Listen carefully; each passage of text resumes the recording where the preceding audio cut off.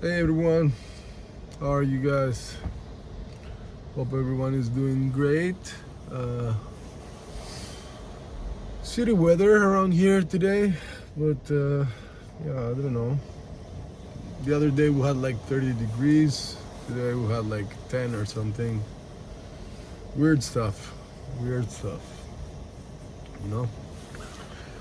Uh, just wanted to had the urge to speak about a couple of things, and yeah, there was no so much time to go to some far away place for a video today, so just picked up. It's not bad around here. Uh, so I wanted to talk about.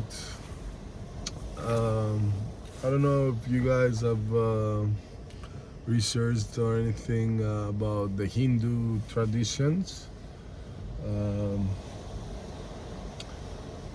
there is a lot of similarities across, different cultures, like the ancient Hindu, ancient Greek, Egyptians, the Vikings, Mayans, Aztecs. So most of them have a pantheon, with gods and goddesses, with actually very similar attributes for each one of them. So you could say that it's a different interpretation of kind of the same thing, because how else could they? I don't know. It's crazy how they all talked about similar, the same but different thing, uh, located in so many far away um, places around the world. So that's a thing to consider. And I've said in one of the previous videos that you can find a lot of truth in the ancient texts, like Hermetism, uh, ancient Greek texts, Egyptians, yeah, all of them. Um, they all point to one direction, but today I want to talk about a little bit of the Hindu tradition, and I want to explain how it's connected to the times we're living now. So the Hindus thought that the universe is divided into large circles, and each circle, it's called a yuga.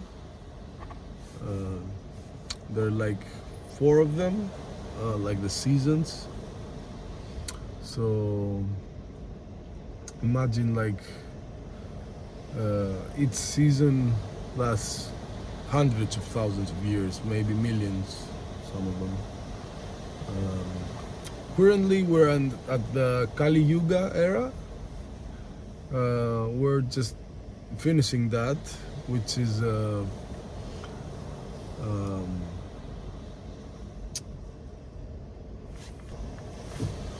this epoch is basically marked by virtues and truth and dharma, the good karma, because you've already cleared everything. It's not like the Kali Yuga, which is so much bad karma. Kali Yuga is associated with, it's called like dark age. If Satya is the golden, Kali is the dark age, and that's why they say it's always darkest before dawn. So we're exiting the darkest era, and entering the golden era, which the light is gonna shine, and this is gonna happen, I believe, through one of the big solar flashes. The sun, as I said before, the sun is pulsing and sending electromagnetic waves and stuff, and that's upgrading our DNA. It's happening now. It's happening every day, almost. Since 2012, the sun has been activated more and more. And I believe I don't know if it's going to be this year or next year. Don't ask me for dates. This is not something I do. Well, I've tried in the past, it doesn't work. There's no dates to this stuff, guys. So you just research so you have an idea of what's going on and how to move and act. And forget about setting your mind on which day, when is this gonna happen, when is that gonna happen. No, guys, it's gonna fuck your brain, it's gonna fuck with your mentality. Well, just focus on yourself, be better every day, as we said before, and everything is gonna happen when it's supposed to, you know. So the other Yuga is Dvapara Yuga.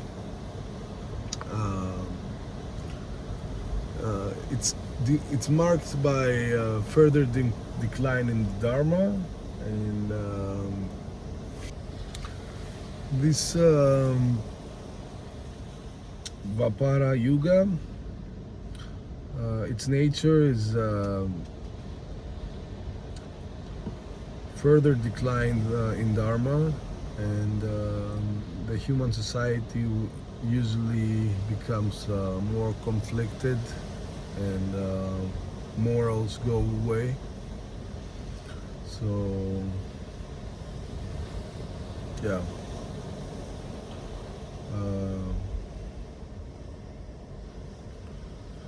virtue is still present, but now it's accompanied by increasing challenges to righteousness. In other traditions, this period is associated with the life and teaching of Lord Krishna, if you know.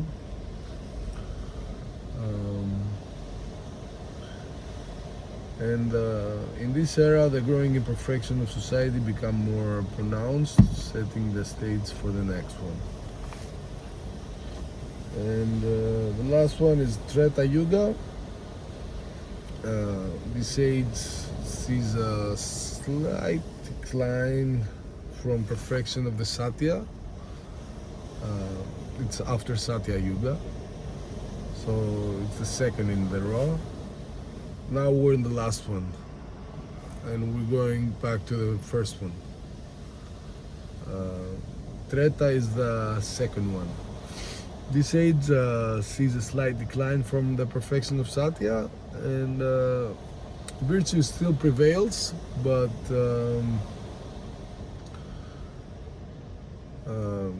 there is the beginning of gradual degradation in moral standards. Important mythological figures such as Lord Rama are believed to have appeared during this period, exemplifying the ideal human conduct in a time that is already seeing some decline. The cultural impact, the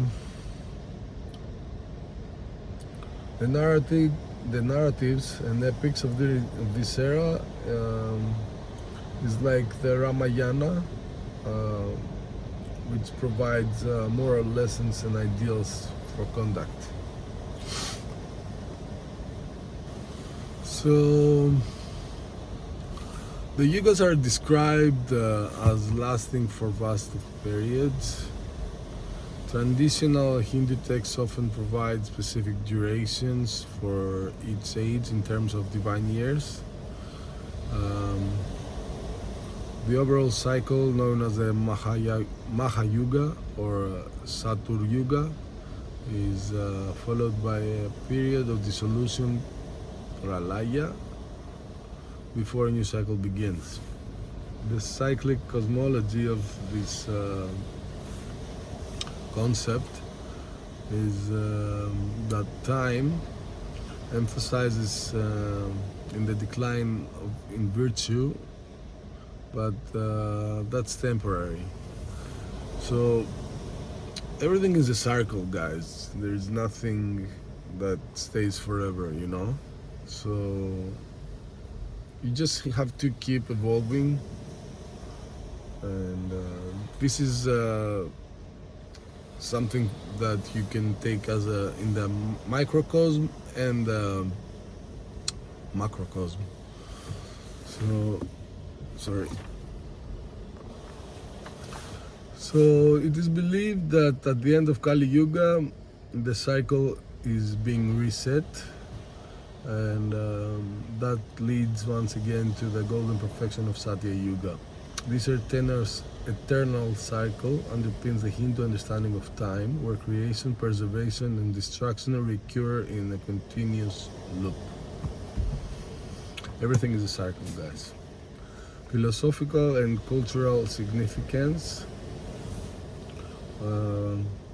of the spiritual lessons that the progression through the yugas is seen is both historical and allegorical narrative. It reflects the human condition, suggesting that while societies may experience moral decline, there is always the potential for rebirth and renewal.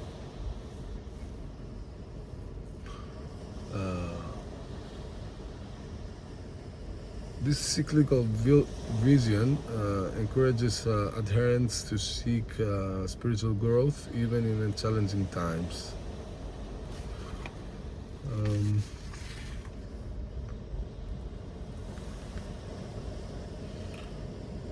The Yugas offer a profound cosmological framework that explains the cyclical nature of time and morality. The idealism of Satya Yuga, that it's about to start,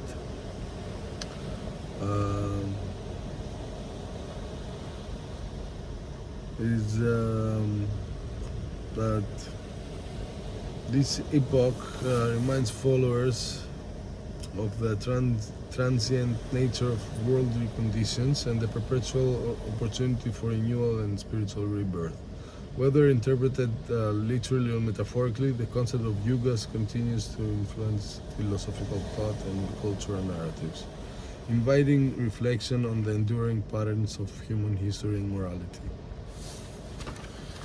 So, guys, let me open up. Hello. So, what we're experiencing right now is the dissolution of the old paradigm. As I said before, the earth is changing, and everything in it must change or it will be thrown out. We need to go back to the roots. We need to do it the old ways. If you understand what I mean, like, people will go to. There's gonna be two different paths in the near future. The one is of the Christ consciousness, and the other one is of the Antichrist. What is Christ? Christ is love. Jesus was not a Christian. Buddha was not a Buddhist.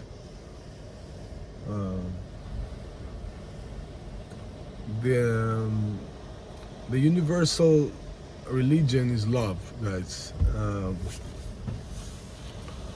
And I don't mean love anything that you see in front everything is creation, guys. Everything is you, and you are everything. God is everything. You are God. I am God. He is God. We're just different perspectives of the same source. So, two paths. The one is of the human, and the other is anti-human. This is what Christ is. If you read the Bible, it talks about the temple. The temple is your body. The temple of God is your body. Take care of your body, guys. Be careful what you put inside, what you eat, what you drink, and what information you consume daily. Because your brain is going to choose for you. If you feed your subconscious bad things are gonna come to you. So it's all about repetition. This is how we humans learn stuff, through repetition. So whatever you see again and again and again, or you do it or you hear it, it becomes a part of you. You become it. So yeah, the Antichrist path will be, I'm guessing, one of the metaverse, integrating with technology. People that don't like to be in nature and upgrade their DNA through natural ways, eventually will not like what's going on around them, and technology will be so high up that they will be able to like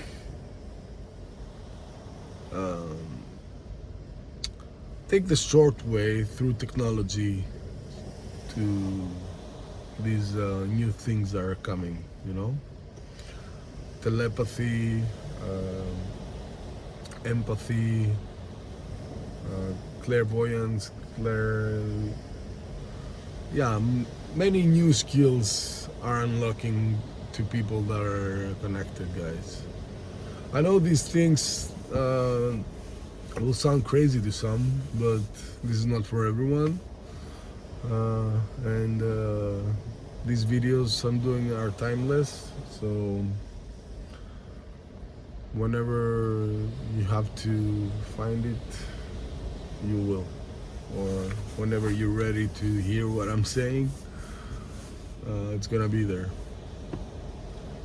I just have the urge to speak a little bit about these things, and I always urge you guys to go and do your own research. We live in the times of information. So the truth is out. You have so many tools to find the truth, and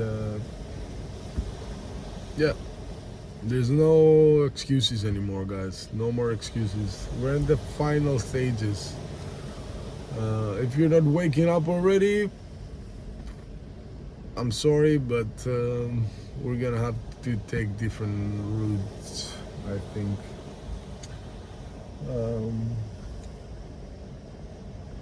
So yeah, go with the Christ path, Christ consciousness, unconditional love. But you have, the tricky part is having the Christ consciousness in these days. That's the tricky part, because Christ consciousness is unconditional love. You don't think that somebody's gonna fuck you for no reason and stuff like that. You become too innocent and too easy to manipulate. So you need the stoic mindset, as I said in the previous video. You need the heart of Jesus to have the Christ consciousness. You need to act with the heart of Jesus. Jesus wanted to send a message. He never wanted you to pray and no, prayer works.